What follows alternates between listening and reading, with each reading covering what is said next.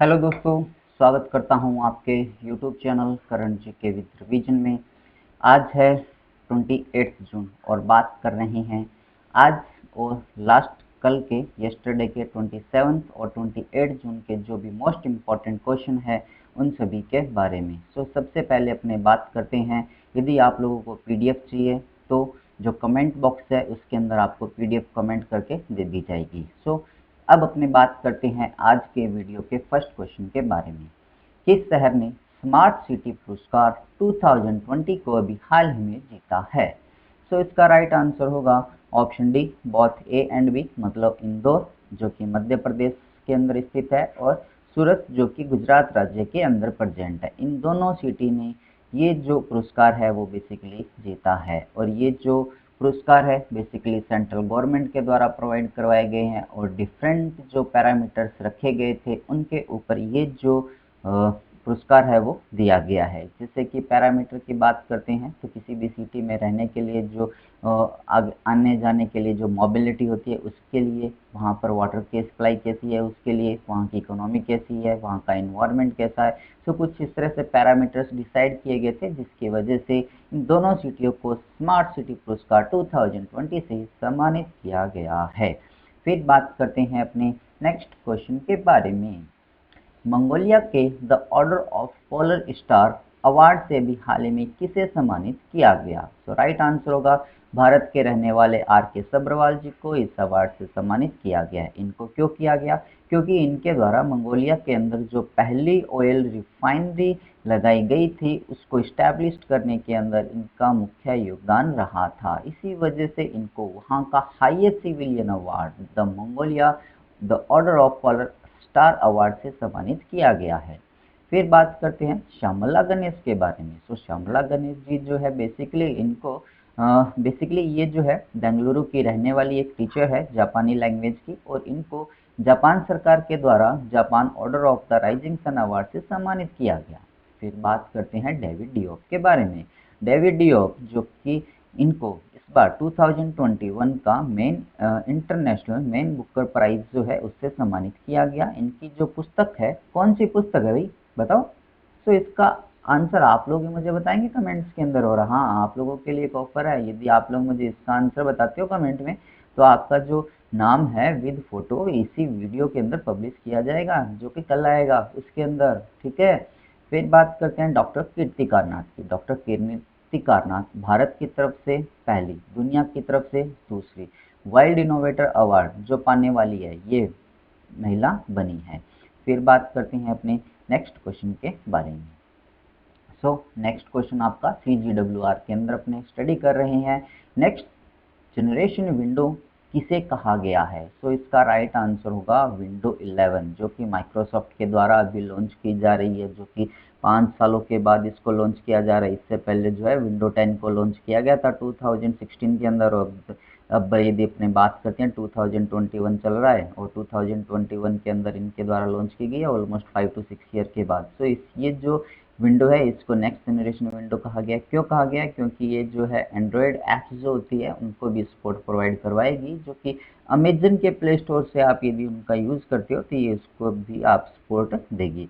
फिर बात करते हैं इसी के साथ देखते हुए कुछ समय पहले इंटरनेट एक्सप्लोरर IE11 की बात करते हैं। IE11 जो है वो लॉन्च किया गया था और कहा गया था कि ये जो इंटरनेट एक्सप्लोरर है इंटरनेट एक्सप्लोरर का लास्ट वर्जन है। और सबसे पहला जो इंटरनेट एक्सप्लोरर का वर्जन जो लॉन्च किया गया था वो 1995 के अंदर जो विंडो जब लॉन्च की गई थी उसके साथ इसको लॉन्च किया गया था। फिर बात करते हैं अपने नेक्स्ट क्वेश्चन के बारे में। कौन सा राज्य जो है भारत का पहला रेबीज मुक्त राज्य बन चुका है? इसका राइट आंसर होगा जो गोवा राज्य है बेसिकली वो रेबीज फ्री हो चुका है और ये जो घोषणा की गई है गवर्नमेंट ऑफ इंडिया के द्वारा की गई है, क्योंकि लास्ट 3 ईयर से यहाँ पर कोई भी जो रेबीज का मरीज है वो नहीं देखा गया, इसी वजह से इनको यहाँ पर मुक्त कर दिया गया। अब अपने बात करते हैं सबसे पहले रेबीज के बारे में। रेबीज जो है बेसिकली एक वायरस जनित रोग है और इस रोग के अंदर पर्टिकुलर क्या होता है कि कोई भी आप डॉग कह सकते हो या फिर कोई भी आपकी कैट हो सकती है या फिर कोई भी ऐसा जानवर जो कि बाइट करता है, काटता है, तो काटने के बाद जो उसका सलाइवा होता है वो ह्यूमन के अंदर आ जाता है, जो कि एक वायरस के फॉर्म में आता है। और फिर उसके बाद क्या होता है कि जो भी पर्सन होता है उसको रेबीज़ से वो ग्रसित हो जाता है, और इस डिजीज़ की जो लास्ट स्टेज होती है उसको हाइड्रोफोबिया के नाम से भी अपने कह सकते हैं, कि हाइड्रो का मीन्स होता है जल और फोबिया का मीन्स होता है भय, जिससे अपने को पर्टिकुलर क्या लगता है, डर लगता है। इसके लास्ट स्टेज के अंदर जो पर्सन होता है, जो पेशेंट होता है, उसको पर्टिकुलर जल से डर लगने लगता है, और उसके बाद उस पर्सन की क्या होती है, मृत्यु हो जाती है। फिर बात करते हैं अपने जो बाकी के ऑप्शन दिए गए हैं, अरुणाचल प्रदेश की बात करते हैं, तो यहाँ के डॉक्टर तंदन मनु है, उनको जो है इंटरनेशनल बॉक्सिंग एसोसिएशन की जो कोचेज़ की कमेटी है उनके अंदर एज ए मेंबर के रूप में नियुक्त किया गया है। बिहार की बात करते हैं तो यहाँ के मुख्यमंत्री के द्वारा जो युवा हैं उनको एंटरप्रेन्योर के रूप में आगे बढ़ावा देने के लिए मुख्यमंत्री युवा योजना जो है, एंटरप्रेन्योर योजना जो है वो स्टार्ट की गई है। ये जो है पर्टिकुलर वुमेन्स और जो युवा है उन दोनों के लिए अलग अलग स्टार्ट की गई है। सो उनको अलग अलग नाम से दिया गया है MMUY, जो कि मुख्यमंत्री महिला उद्यमी योजना हुई। और यदि अपने मेंस की बात करते हैं तो इस कैटेगरी के अंदर मुख्यमंत्री युवा उद्यमी योजना जो है वो स्टार्ट की गई है। फिर बात करते हैं पंजाब राज्य सरकार के द्वारा जो सोनू सूद है उनको वहाँ पर जो कोविड वैक्सीन चल रहा है पंजाब के अंदर, उसी के जो ब्रांड एम्बेसडर है वो नियुक्त किए गए हैं। और सोनू सूद की यदि अपने बात करते हैं तो कोविड-19 जब से स्टार्ट हुआ है तब से एज ए राजदूत, एक अग्रदूत या फिर एक भगवान के रूप में गरीबों के लिए उभर कर आए हैं। फिर बात कर रहे हैं अपने नेक्स्ट क्वेश्चन के बारे में। भारत द्वारा अभी हाल ही में किस सबसोनिक क्रूज मिसाइल का जो है सफलतापूर्वक परीक्षण जो है वो किया गया है? इसका राइट आंसर होगा निर्भय जो मिसाइल है, जो कि सबसोनिक क्रूज मिसाइल है, उसका लॉन्च किया गया है। ये जो मिसाइल है बेसिकली इसकी जो रेंज है वो 1500 जो मीटर है वहाँ तक मानी जाती है।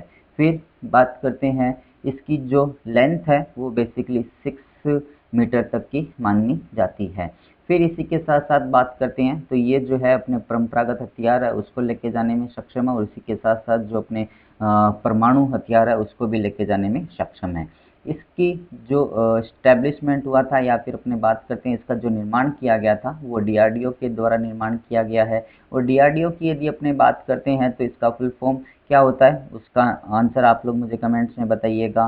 फिर बात करते हैं इसकी स्थापना जो है वो 1958 के अंदर हुई थी, और 1958 के अंदर ही नासा की स्थापना भी मानी जाती है। इसी तरह से इसका जो हेड क्वार्टर है वो न्यू दिल्ली के अंदर प्रेजेंट है, और इसके जो अध्यक्ष अभी बने हुए हैं डॉक्टर जी सतीश रेड्डी जी बने हुए हैं। और फिर बात करते हैं इसी के साथ साथ जो पिनाका है बेसिकली उसका भी अभी सफल परीक्षण जो है वो किया गया है, और ये जो परीक्षण किया गया है वो ओडिशा जो है वहाँ से इसका पर्टिकुलर जो परीक्षण किया गया है। फिर बात करते हैं अपने क्रूज मिसाइल के बारे में, और एक होती है अपनी बैलिस्टिक मिसाइल। जो क्रूज मिसाइल होती है उसकी यदि अपने बात करते हैं तो इसके अंदर पहले इस मिसाइल को लॉन्च किया जाता है, उसके बाद जो है उसका टारगेट को डिसाइड किया जाता है, ये कंट्रोलेबल होता है। और बैलिस्टिक मिसाइल की यदि अपने बात करते हैं तो इसके अंदर पहले टारगेट फिक्स किया जाता है, उसके बाद इसको छोड़ दिया जाता है और फिर भूल जाते हैं, वो डायरेक्टली वहीं पर जाकर स्ट्राइक करती है। अग्नि जो है वो बेसिकली क्या है, अपनी एक बैलिस्टिक मिसाइल है, और निर्भय जो है अपनी क्रूज मिसाइल है। इसी तरह से आकाश है और अस्त्रा भी अपनी मिसाइल्स है। फिर बात कर रहे हैं अपने नेक्स्ट क्वेश्चन के बारे में। IFSCA पैनल के अध्यक्ष के रूप में अभी हाल ही में किसे चुना गया है? वंदना अग्रवाल को बेसिकली इसके लिए नियुक्त किया गया है। फिर बात करते हैं जगजीत पावदिया के बारे में। ये जो है INCB international narcotic control bureau जो है उसकी पहली महिला अध्यक्ष जो है बनी है भारत की तरफ से, और इसके पूरे इतिहास के अंदर ये दूसरी महिला भी वहाँ पर बनी है। फिर बात करते हैं सुमित्रा मित्रा की। सुमित्रा मित्रा के द्वारा अभी यूरोपियन अवार्ड से सम्मानित किया जाएगा इनको। इन्होंने जो डेंटल के क्षेत्र में नैनो टेक्नोलॉजी का यूज़ पहली बार किया, इसी वजह से इनको इस अवार्ड से सम्मानित किया जाएगा। के शैलजा जो कि केरला के पूर्व स्वास्थ्य मंत्री है, इनको भी है जो अभी ओपन यूनिवर्सिटी यूरोपियन के द्वारा एक विशेष अवार्ड से सम्मानित किया जाएगा। फिर बात करते हैं नेक्स्ट क्वेश्चन के बारे में। किस राज्य ने अंतर्राष्ट्रीय शिक्षा ई सम्मेलन का उद्घाटन भी किया है? सो इसका राइट आंसर होगा आंध्र प्रदेश, ऑप्शन बी जो है अपना आंध्र प्रदेश राज्य के द्वारा बेसिकली इसका उद्घाटन किया गया है। यहाँ के जो राज्यपाल है विश्वभूषण हरिचंद्रन जी के द्वारा बेसिकली इसका उद्घाटन किया गया है। और इसका जो थीम रखी गई है इस बार holistic education for excellence in life नाम से रखी गई है। फिर यदि अपने बात करते हैं जो बाकी के ऑप्शंस हैं, जैसे कि उड़ीसा राज्य की बात करते हैं तो ई लर्निंग प्लेटफॉर्म यहाँ की सरकार के द्वारा लॉन्च किया गया, जिसके तहत ई पाठशाला और ई मूल्यांकन लॉन्च किया गया है। जम्मू एंड कश्मीर की बात करते हैं तो यहाँ की पहली महिला जो फाइटर प्लेन पायलट बनी है उनका नाम माव्यान सुदान है। और दिल्ली की बात करते हैं तो कोविड-19 के लिए आर्थिक सहायता प्रदान करने की एक जो स्कीम है वो बेसिकली यहाँ के मुख्यमंत्री अरविंद केजरीवाल जी के द्वारा भी की गई है, जिसके तहत वहाँ पर अनाथ हुए बच्चों को प्रत्येक महीने 2500 रुपये प्रोवाइड जो है वो करवाए जाएंगे। और ये जो 2500 रुपये हैं वो 25 वर्ष तक की उनकी एज नहीं होती है तब तक प्रोवाइड करवाए जाएंगे। फिर बात कर रहे हैं अपने आंध्र प्रदेश राज्य के बारे में, और आप लोग यहाँ पर स्टडी कर रहे हैं CGWR चैनल जो है उसके अंदर। फिर बात करते हैं आंध्र प्रदेश राज्य जो है इसकी बाउंड्री यहाँ पर आपको शो की गई है, और इस राज्य की इसके साथ भारत के विभिन्न राज्य की जो बाउंड्री है वो टच होती है, जैसे कि तमिलनाडु हुआ, कर्नाटका हुआ, तेलंगाना हुआ और इसी के साथ जो है उड़ीसा। इन 5 स्टेट्स की जो बाउंड्री टच इसके साथ होती है। इसी के साथ साथ जो यूनियन टेरिटरी पौंडीचेरी का जो डिस्ट्रिक्ट है यनम उसकी बाउंड्री भी इसके साथ टच होती है। यहाँ की कैपिटल की बात करते हैं तो 3 कैपिटल यहाँ की मानी गई है, जैसे कि अमरावती हुआ यहाँ की लेजिस्लेटिव, विशाखापत्तनम एडमिनिस्ट्रेटिव और कुर्नूल यहाँ की जो है जुडिशियल कैपिटल मानी गई है। और पूरे भारत के अंदर ये पहला ऐसा प्रदेश बना है जिसकी 3 कैपिटल की मान्यता मिली है। मुख्यमंत्री YS जगनमोहन रेड्डी जी बने हुए हैं। राज्यपाल की अपन बात कर चुके हैं। भाषा के आधार पर पहले राज्य का गठन जो किया गया वो आंध्र प्रदेश का हुआ था 1953 के अंदर। नेशनल पार्क की बात करते हैं तो श्री वेंकटेश्वरा और पापीकोंडा नेशनल पार्क यहाँ पर प्रेजेंट है। विधान परिषद विधानसभा की बात करते हैं तो 175 + 1 सीट्स, विधान परिषद की 58, लोकसभा की 25 और राज्यसभा की 11 सीट्स जो है वो यहाँ पर प्रेजेंट है।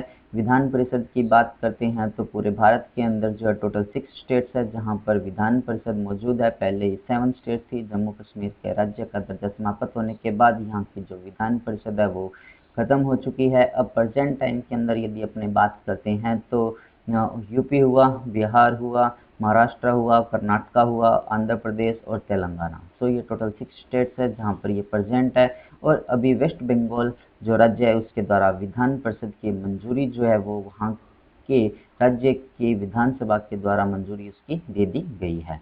फिर बात करते हैं आज के वीडियो के लास्ट क्वेश्चन के बारे में।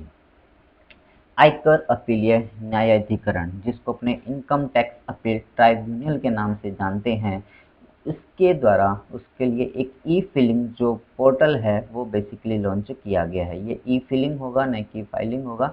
सो ई फिलिंग जो है पोर्टल वो किसके द्वारा लॉन्च किया गया है? सो इसका राइट आंसर होगा हमारे देश के जो लॉ मिनिस्टर और सूचना और प्रसारण मंत्री है रविशंकर जी के द्वारा किया गया। फिर बात करते हैं रामनाथ कोविंद जी के बारे में। तो 15 वर्ष के बाद, इनसे पहले APJ अब्दुल कलाम और अभी प्रेजेंट टाइम में रामनाथ कोविंद जी के द्वारा ऐसा हुआ है कि इन्होंने ट्रेन से यात्रा जो है वो की है। नरेंद्र मोदी जी की बात करते हैं तो ये हमारे देश के प्रधानमंत्री है और इनके द्वारा अभी हाल में G7 समिट जो हुआ था उसकी मेज़बानी भारत की तरफ से की गई थी। और नरेंद्र सिंह तोमर की बात करते हैं तो भारत का सबसे बड़ा जो मेगा फूड पार्क है उसका जो उद्घाटन किया गया छत्तीसगढ़ राज्य के अंदर किया गया है। सो ये था आज का वीडियो। यदि आप लोगों को ये वीडियो पसंद आया हो तो आप इसे लाइक कीजिएगा और अपने दोस्तों के साथ इसको आप शेयर भी जरूर कीजिएगा। जो भी person CGWR current GK with revision channel को पहली बार देख रहा है तो चैनल को आप सब्सक्राइब कीजिएगा और पास में जो बेल आइकन दिया हुआ है उसको भी आप प्रेस जरूर कीजिएगा। फिर बात करते हैं अपने लास्ट वीडियो के रिवीजन के बारे में। सो दिल्ली खेल विश्वविद्यालय या फिर भारत की पहली जो स्पोर्ट्स यूनिवर्सिटी है उसकी कुलपति के रूप में कर्नम मल्लेश्वरी को चुना गया, जो कि 2000 के अंदर ब्रॉन्ज का एशिया मेडल जीता था इन्होंने वेट लिफ्टिंग के अंदर। एमकेफ एंटीवायरस सॉफ्टवेयर के जो निर्माता थे जॉन डेविड पे इनका निधन हो गया, जो कि एक अमेरिकन ब्रिटिश नागरिक थे और इनकी बार्सिलोना के निकट एक जेल के अंदर मृत्यु हो गई। इनको जेल इस वजह से हुई क्योंकि टैक्स के अंदर उन्होंने घोटाला किया था। फिर बात करते हैं ब्रिक्स ग्रीन हाइड्रोजन शिखर सम्मेलन 2021 की मेजबानी जो है वो इंडिया कंट्री के द्वारा की गई। आरोग्यम हेल्थ केयर बिजनेस जो लोन है वो स्टेट बैंक ऑफ इंडिया के द्वारा लॉन्च किया गया एक स्कीम है। बेसिकली इसके तहत 4 टायर्स बनाए गए हैं और इन 4 टायर्स के अंदर डिफरेंट जो राशि है वो प्रोवाइड करवाई जाती है, जो कि 100 करोड़ रुपीज़ तक ये राशि प्रोवाइड करवाई जा सकती है, जिसको देखते हुए भारत के अंदर जो भी हेल्थ केयर सिस्टम है उसको आगे बढ़ाया जा सके। फिर बात करते हैं 2021 के लिए एनटीपीसी ने भारत के सर्वश्रेष्ठ नियोक्ताओं का जो अवार्ड है वो जीता है। 25 जून को पूरे वर्ल्ड के अंदर वर्ल्ड वीटियोलॉजी डे मनाया जाता है। वीटियोलॉजी जो होती है पर्टिकुलर टाइप की डिजीज होती है जिसके अंदर पूरे व्यक्ति के शरीर पर हल्के हल्के वाइट जो धब्बे होते हैं या फिर पूरा शरीर ही वाइट हो जाता है। फिर बात करते हैं कोविड-19 परिवार आर्थिक सहायता योजना जो है दिल्ली राज्य के मुख्यमंत्री अरविंद केजरीवाल जी के द्वारा बेसिकली ये भी लॉन्च की गई है। फिर बात करते हैं अभी रामनाथ कोविंद जी ने 15 वर्ष के इतिहास में पहली बार रेल मार्ग से यात्रा की है। तो ये था आज का कंप्लीट वीडियो। यदि पसंद आया हो तो लाइक शेयर जरूर कीजिएगा। यहाँ पर आपको आज के जो भी क्वेश्चन हैं उनके आंसर शो किए गए हैं। फोटो ऑफ द कैंडिडेट की जगह आप अपना फोटो यहाँ पर देखना चाहते हैं तो जो भी क्वेश्चन आपसे पूछा गया है उसका आंसर मुझे कमेंट्स में बता सकते हैं। फिर बात करते हैं at the last, thanks for watching CJWR को देखने के लिए। Have a nice day. Thank you so much.